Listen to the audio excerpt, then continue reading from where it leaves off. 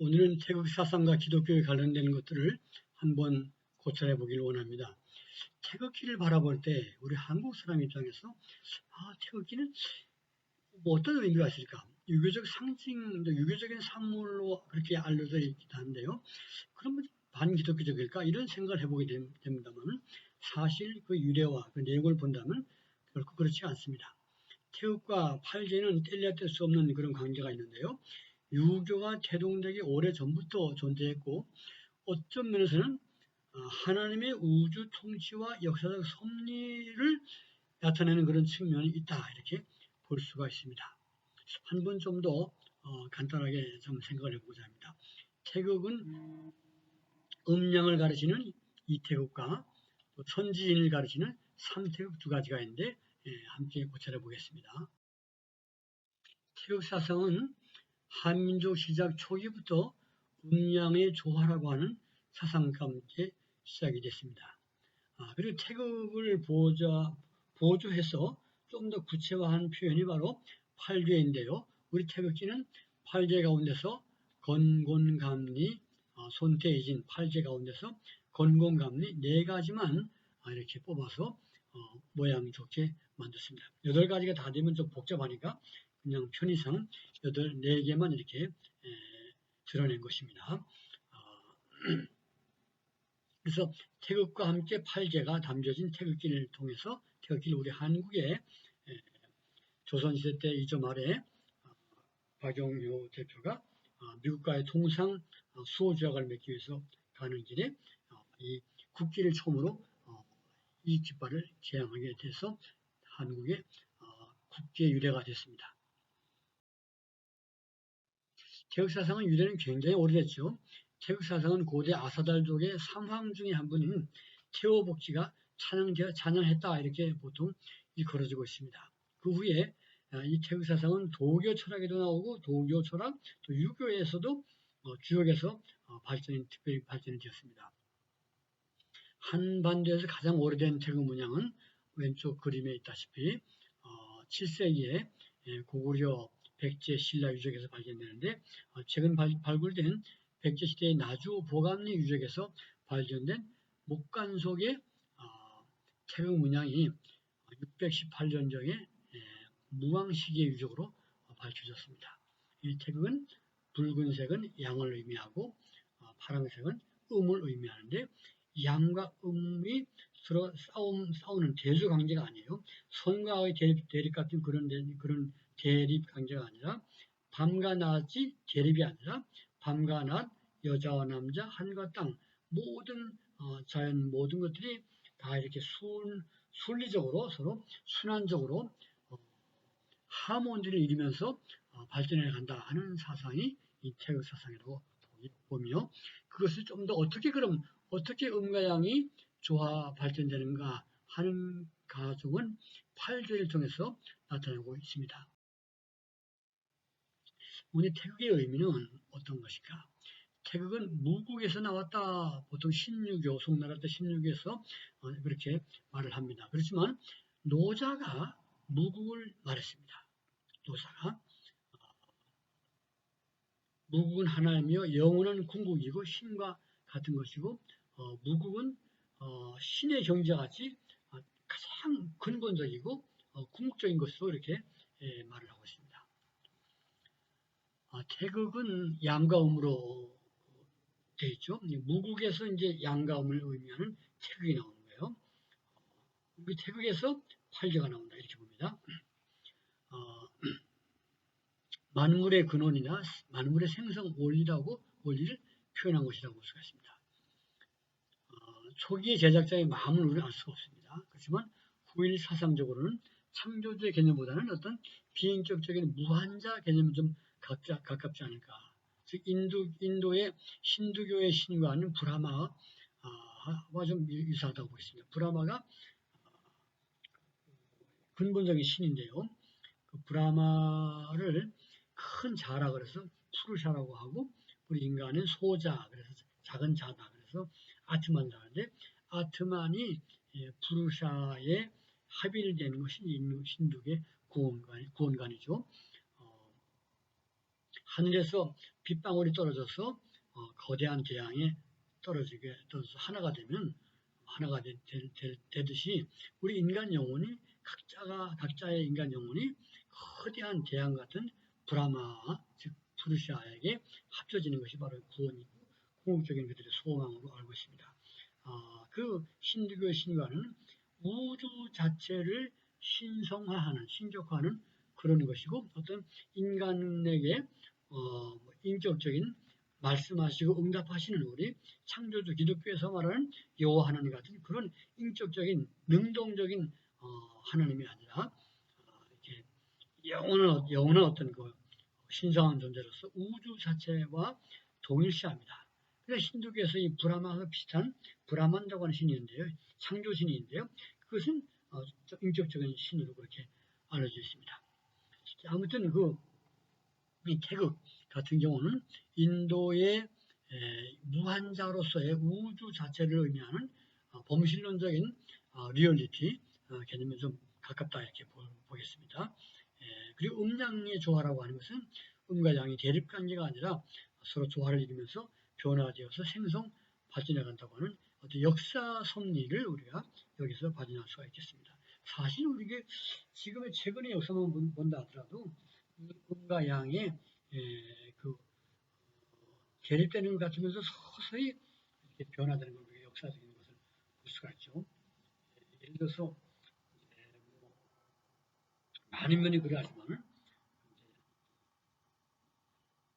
보수 정권이 통치하다가 극단적으로 이제 진보 좌파를 막 판단하고 억누르고 또 서로 대립하고 그렇게 해야죠.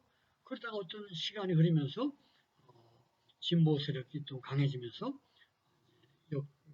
역으로 정권을 차지하고 있습니다. 마치 온 세계가 이제 진보 혹은 좌파 칼라로 되어져 가는 하지만 또 그 사이에 또 수많은 그 백성들 가운데서도 보수의 가치를 규정해 주고 그런 것이 좀 더 양성화되면서 추구하는 사람들이 많아지는 걸 볼 수가 있습니다. 그러니까 서서히 음과 양 같이 이렇게 진보와 보수 양쪽이 다 나름대로 이 백성을 위해서 필요한 것이 있단 말이죠. 필요한 것이 있고 이기 때문에 극단적으로 하면 안 된다는 걸 우리가 볼 수가 있고 그 서로 간에 배울 것을 배우고 해가는 과정 속에서 결국 이제 올바른 길로 찾아가는 발전해 가는 것이 아닌가 보아지는데 많은 면에서 그런 걸 우리가 볼 수가 있습니다. 무국과 태국과 만물과의 관계에서 노자가 특별히 도덕경 42장에서 이런 말을 했는데요. 도생일, 도는 영혼이 유일한 하나이다. 일생이 하나가 둘을 낳았다. 이생삼, 둘이 셋을 낳았다. 삼생 만물, 셋이 만물을 낳았다. 그렇게 표현했습니다. 이 말이 참 도는 영원히 존재하는 영원한데 그 영원히 존재하는 하나에서 둘이 되고 둘이 셋을 낳고 셋이 만물을 낳았다 할 때 그냥 셋까지는 점점 이제 만물까지 발전해 가는 과정을 그냥 단순히 생략해서 3가지만 표현한 것인지 아니면 뭔가 특별한 3가지 1, 2, 3이 특별한 의미가 있는 것인지 그는 노자가 어떤 마음에서 했는지는 아무도 몰라요. 그렇지만 이거를 만약에 우리 성경의 삼위일체 하나님과 만약에 대비를 한다면 상당히 재미있는 현상이 발생합니다. 뭡니까? 성경을 연구해서 17세기 때 만들어졌던 웨스트민스터 신앙고백서에서 성부 하나님은 영원히 존재하는 분이다.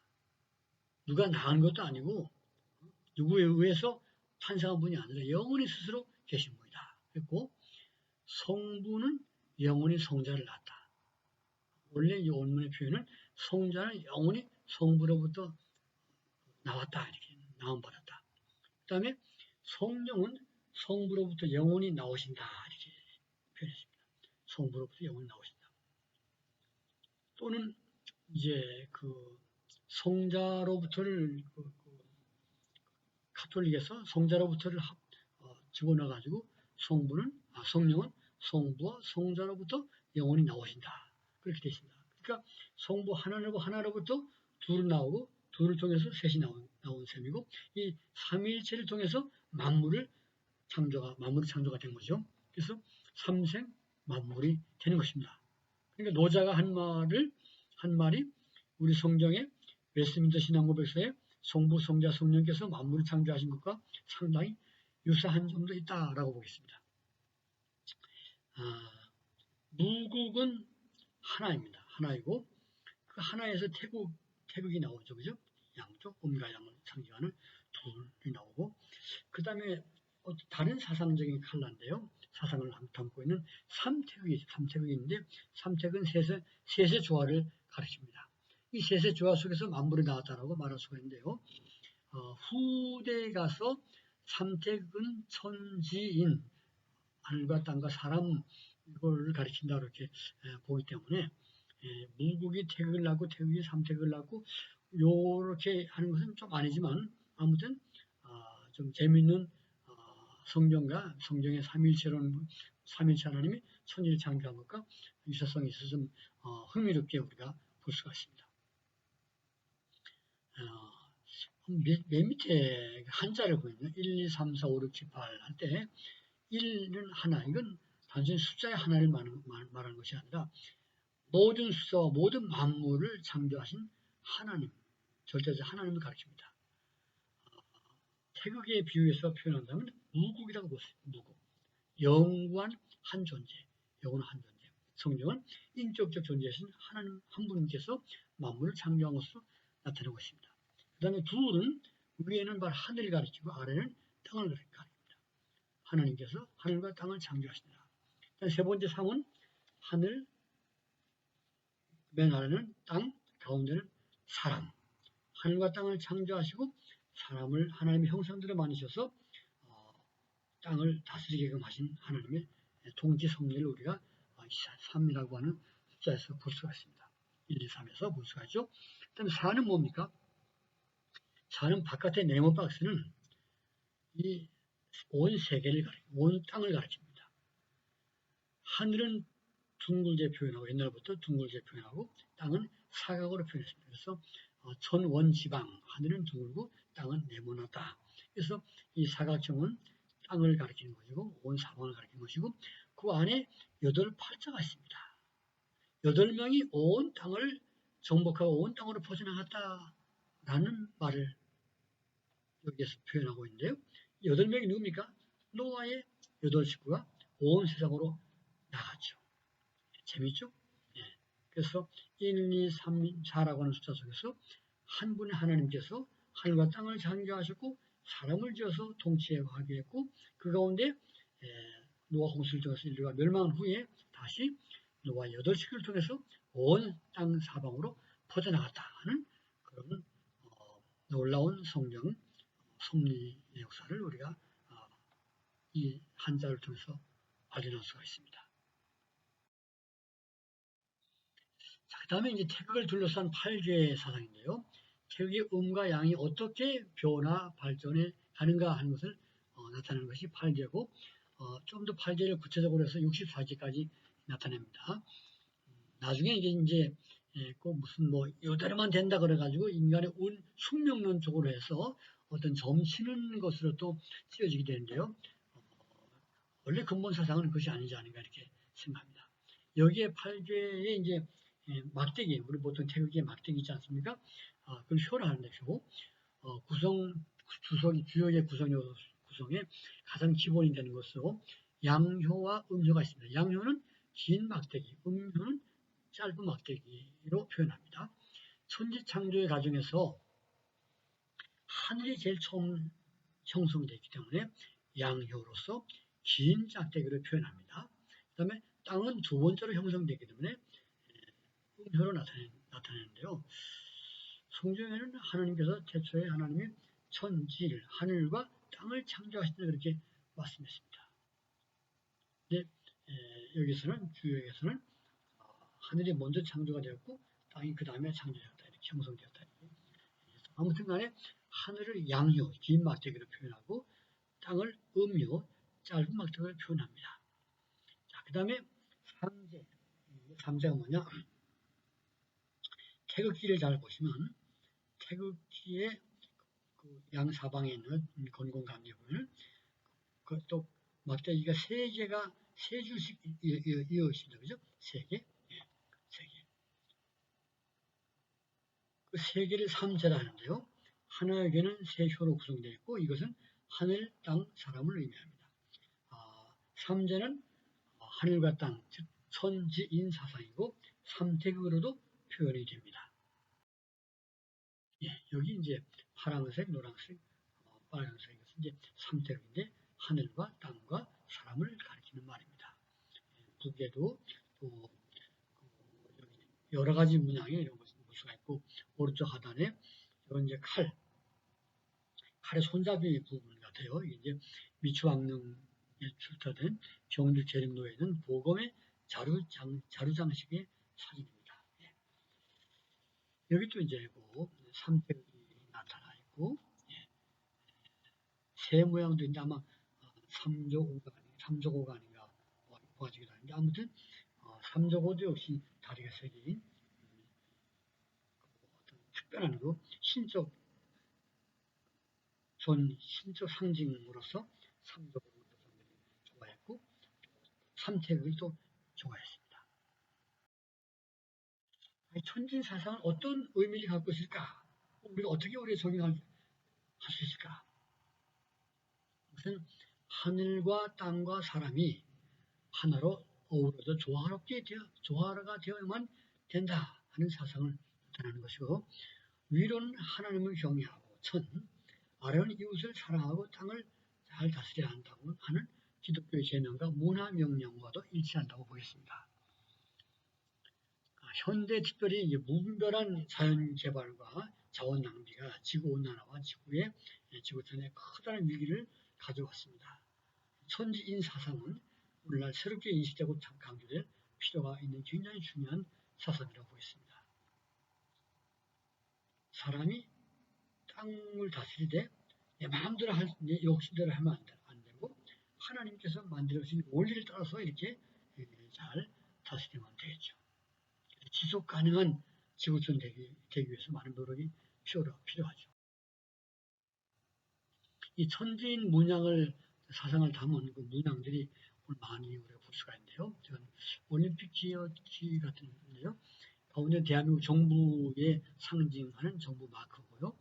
또 색동호, 또 우리 부채 이런 여러 가지 다양한 문양에서 삼태극 문양을 우리가 볼 수가 있고 삼태극과 태극 두 가지 다 우리 대한민국의 독특한 아스탈족의 옛날 그 동이족 때부터 시작이 된 대한민국의 굉장히 독특한 사상을 담고 있는 문양입니다.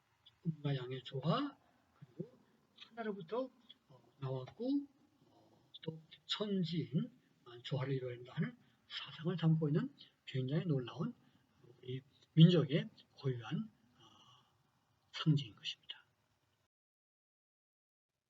천지인을 현대적으로 좀 해석해서 한번 생각해 본다면 첫째로 위로 하나님을 경외하라고 하는 사상이 담겨있다. 무국과 태극은 창조주 하나님으로도 해석 가능합니다. 우리 태극기를 바라볼 때 저것은 그냥 음과 양이야만이 아니라 음과 양의 모든 것들을 통치하는 분은 한 분 하나님이다.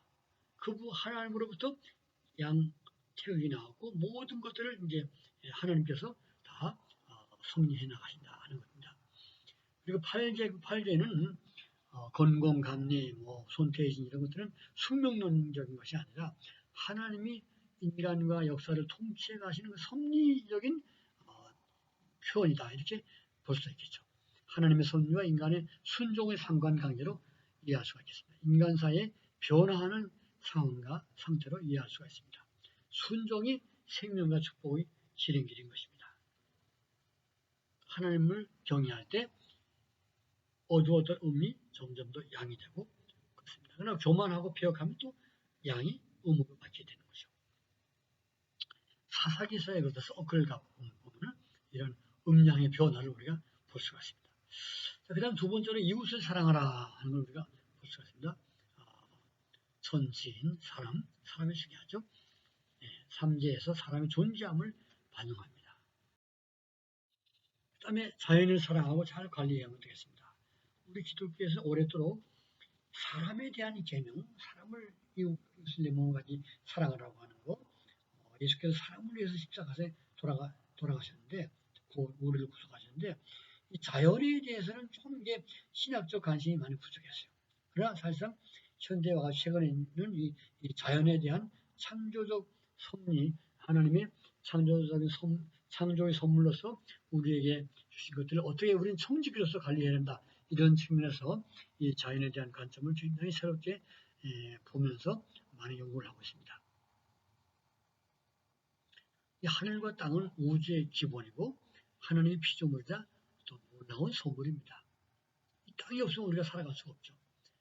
창세기 1장 21절에 땅을 정복하고 다스리라 그러는데 이 명령을 오해해서 너무나 무분별하게 재발하고 환경 파괴에 오용을 불러온 점도 있습니다. 이것은 바로 인간이 탐욕적으로 자연을 대했기 때문에 결국 자연 파괴를 가져왔습니다. 그러니 다스리라고 하는 말씀은 올바른 관리를 하라. 그런 의무를 부과한 것이라고 우리가 볼 수가 있겠죠. 현대 덴마크의 아버지인 구른트비 목사는 하나님을 사랑하자, 이것을 사랑하자, 땅을 사랑하자 이 세 개의 구호를 외쳤다고 합니다.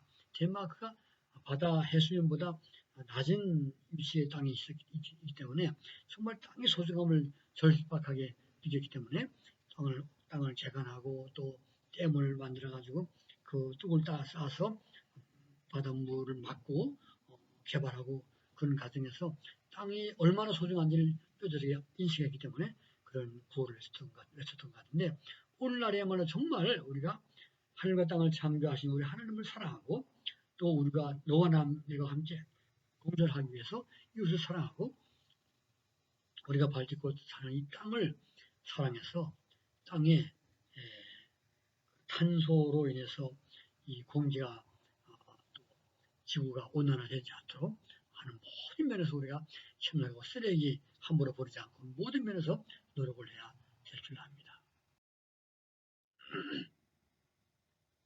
세계 98개인가요? 하여튼 그쯤 되는 그 환경단체들이 일본 아사히 그린 재단에 매년마다 모든 자료를 보고합니다. 그러면 거기서 모아가지고 통계를 내서 해마다 환경 시계를 발표하는데요. 1918년에 환경위기 시각을 보여주는데 전 세계 시간이 9시 47분이었고 그 당시에 대한민국은 9시 35분을 나타냈습니다. 아마 지금은 거의 10시 다 전 세계가 10시 정도 안팎이 돼가고 있고 일부 지역은 뉴질랜드, 호주 같은 경우는 10시를 벌써 넘어서는 걸로 알고 있습니다. 심각한 시대에 우리가 살고 있어요. 여기에서 이 환경시계에서 0시에서 3시까지는 안전함, 좋은 상태고 3시부터 6시까지도 양호함, 6시부터 9시까지 사이는 좀 굉장히 좋지 않고 좋지 않은 상태, 아주 안 좋은 상태. 9시부터 마지막 12시까지는 굉장히 위급한 상태, 위험한 상태인데 12시가 되면 자동적으로 인류가 이 인간이 더 이상 살 수 없는 전 세계가 불탄다든지 최악의 그 마지막 멸망의 상황을 12시라고 볼 수가 있는데 지금 10시 안팎이라고 볼 때 굉장히 우리는 위기의 시간에 살고 있기 때문에 정말 어떤 것을 하나 만들어내고 개발해도 이것이 우리 인류의 삶에 이게 도움이 되느냐 아니면 우리가 함께 이 땅을 멸망하게 하고 지구촌을 어지럽히는 쓰레기가 될 것이냐 이런 것까지 우리가 생각하면서 최대한 쓰레기 감축과 또 그 탄소 배출이 적게 되는 것을 우리가 개발하고 또 개인적으로도 노력을 해야 될 것입니다. 하늘, 즉 대기권, 하늘과 땅은 인류에게 주신 하나님의 놀라운 선물이고 그것은 우리 생명의 존재의 근간인 것입니다. 지구촌은 굉장히 위험에 처해 있습니다. 매년 지구온난화는 가속화되어서 우리 후손에게 불타는 지구를 물려주거나 물에 잠긴 나라를 물려줄 수가 있습니다. 그러므로 정치인뿐만 아니라 정치, 경제, 일상생활, 모든 개인적인 삶을 총체적으로 지구환경 정화를 위한 노력에 협력하고 또 연구하고 동참하고 힘써야 될 것입니다. 자, 결론 짓겠습니다. 우리 태극 사상과 태극 사상은 기독교에 어떤 관련이 있을까? 태극 사상은 기독교의 하나님의 상징으로, 무국이라고 할 때 하나님의 상징으로 영원한 궁극적인 존재로서 이렇게 말할 수 있겠고, 그리고 어떤 태극과 어떤 팔개 이런 것들은 하나님의 우주와 역사의 통치 섭리의 원리로 해석할 수가 있다고 봅니다. 그 문양을 우리는 우리의 성경적 관점에서 우리가 볼 수가 있는 것이죠. 또 노자가 말한 도생일, 일생이, 이생삼, 삼생 만물이다. 셋이 만물을 낳았다 하는 거, 무슨 삼일체 하나님의 천지창조 사실과 상당히 일치하는 측면이 있다라고 하는 거 말씀드립니다. 그리고 우리 동이족이 한자를 만드는데 나중에 사용하기는 한자 문화권으로서 중국 사람들이 썼지만 원래 만든 것은 그 이전에 동이족이 만들었습니다. 그래서 1, 2, 3, 4까지 아까 말씀드렸는데 하나님 한 분이 하늘과 땅을 창조했고, 2, 3은 하늘과 땅과 사람을 창조하셨고, 그리고 노아 8식구를 통해서 세계로 퍼져나갔다 하는 사상들을 담고 있음을 볼 수 있습니다. 삼태의 사상은 선지인 사상으로 하나님을 경외하고 이웃을 사랑하고 자연을 이웃으로 알고, 자연도 우리 이웃을 알고 그렇게 사랑하고 잘 관리하라고 하는 의미가 담긴 사상으로서 성경의 교훈과 굉장히 일치하면서 다시 한번 우리가 특별히 선과 임만해야 한다. 그 가운데 우리에게 맡겨주신 이 지라고 하는 자연 환경도 잘 보존하고 관리해야만 되겠습니다. 아담과 하와가 범죄할 때 땅이 너로 인해서 저주를 받아서 가시와 엉겅퀴를 낸다고 말씀했고, 그 사람이 하나님을 잘 경외할 때 하늘과 땅도 복을 받아서 땅이 산물을 잘 내게 된다는 것이 성경의 사상인 것입니다. 천지인 사상을 잘 우리가 반영하면서 이 민족에게 주신 귀한 사상과 함께 하나님을 잘 경외하는 우리 삶이 되어져서 복된 나라를 우리 후손들에게 물려줘야만 되겠습니다. 감사합니다.